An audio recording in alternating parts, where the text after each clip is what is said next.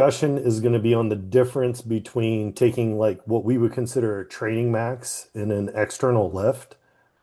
So essentially, like a training max, we're talking about from a programming perspective, essentially stimulating the development of the neurological network of absolute strength compared to doing like a max effort, let's say like joint function, where we're going to do like a Pales rails. So you're gonna so they're two settings of max effort, but they're obviously different, and it's Yeah. worth having a conversation on the difference between them. So you want So me to just so just before you go on, so like the difference between a maximal effort externally yeah, to move body weight plus weight. external load. Yep.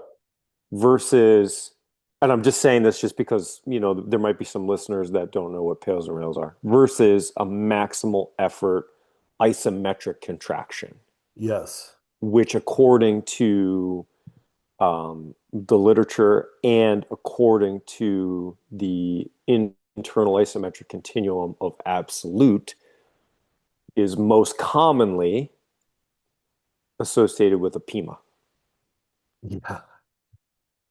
Yeah. like a And, pushing or a pulling type maximal isometric. right, because a PIMA is going to be skewed neurologically, Correct.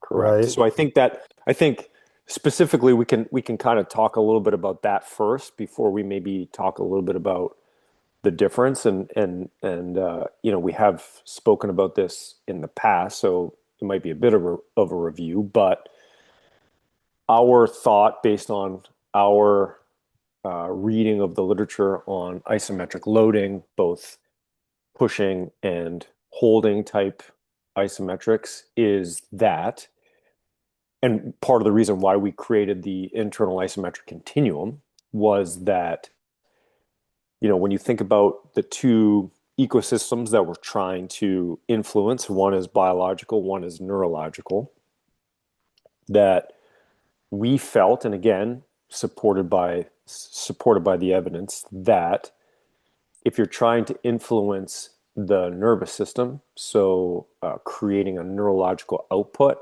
through the neural network, that a pushing or pulling type isometric, obviously against external resistance, is the most advantageous way to do so because it constrains the output specifically, which means that it has to come from the neural network or the nervous system. Hmm. So that is a distinction. Obviously, then putting that into the external realm, on a lift, part of probably what you're gonna speak about more specifically than me right now, but is that as soon as you, so the importance of external lifting for training of the neural network is the ability to move your body weight plus external load.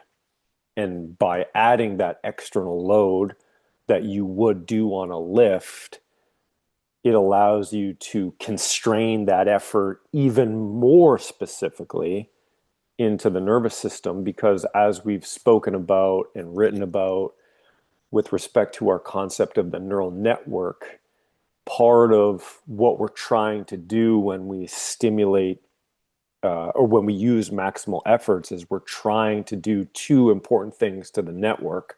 We're trying to obviously make the network bigger by adding more nodes in the network. And adding more nodes in the network means that there has to be a level of activation of the network plus, plus to get those nodes to kind of turn on and become active again, or active in general, just not again, but active so that they become part of the network. And then the second thing that we're trying to do with respect to um, external loading maximally, so the training max or a maximal effort day or however you want to conceptualize it, is making connections amongst those nodes so that those nodes can turn on, and to your point, or the way that you describe it, and you might go through this, is like so that nervous system can quickly compress, and that compression comes from the connections between nodes.